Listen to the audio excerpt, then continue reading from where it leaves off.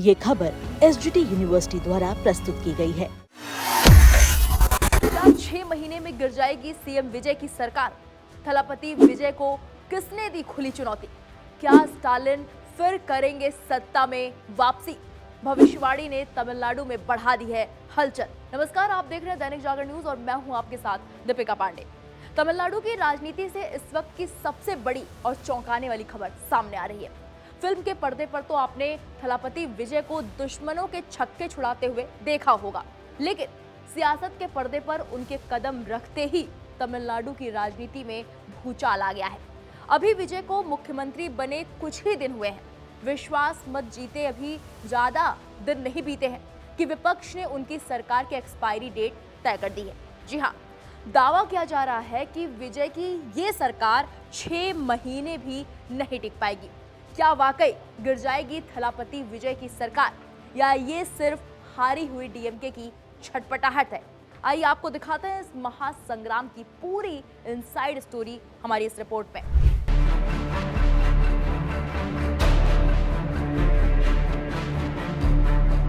तमिलनाडु की सियासत में जो उलटफेर कुछ दिनों पहले शुरू हुआ था, अब वो एक बेहद आक्रामक जुबानी जंग में बदल चुका है। चुनाव नतीजों ने सूबे का 62 साल पुराना इतिहास बदल दिया है, लेकिन हार की टीस डीएमके के भीतर अब भी सुलग रही है।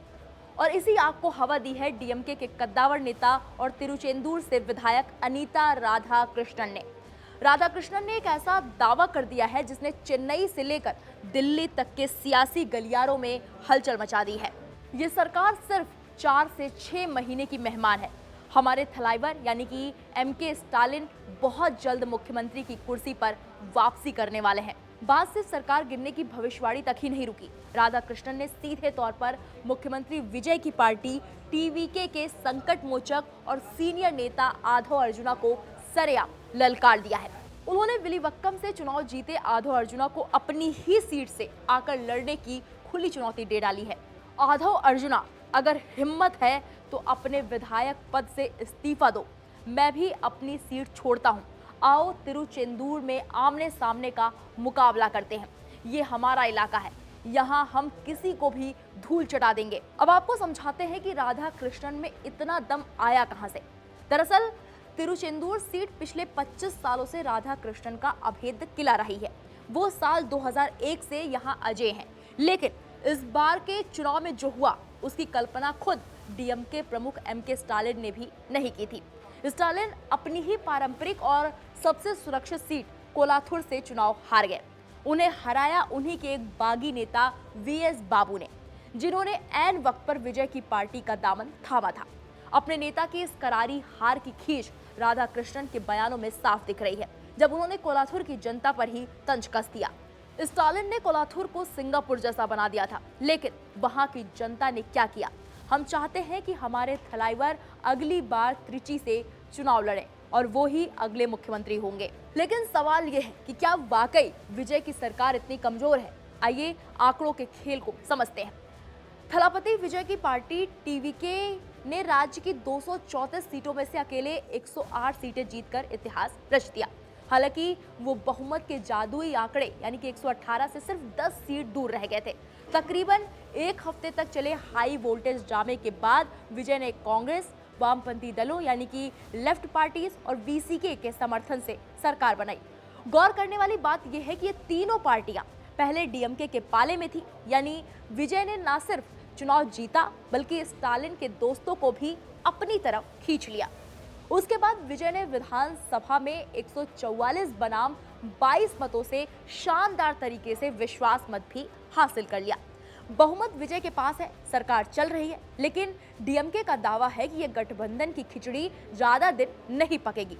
फिलहाल मुख्यमंत्री जोसेफ विजय के दफ्तर से इस तीखे हमले पर अभी तक कोई जवाब नहीं आया है, लेकिन कड़वाहट साफ बता रही है कि तमिलनाडु की ये सियासी पिक्चर अभी बाकी है। तो देखा आपने, तमिलनाडु की राजनीति अब उस मोड़ पर आ खड़ी हुई है जहां एक तरफ सिनेमा के थलापति यानी सीएम जोसेफ विजय अपनी नई सरकार को बचाने और चलाने की चुनौती से जूझ रहे हैं, तो दूसरी तरफ दशकों से राज कर रही डीएमके किसी भी वक्त पलटवार की ताक में बैठी है।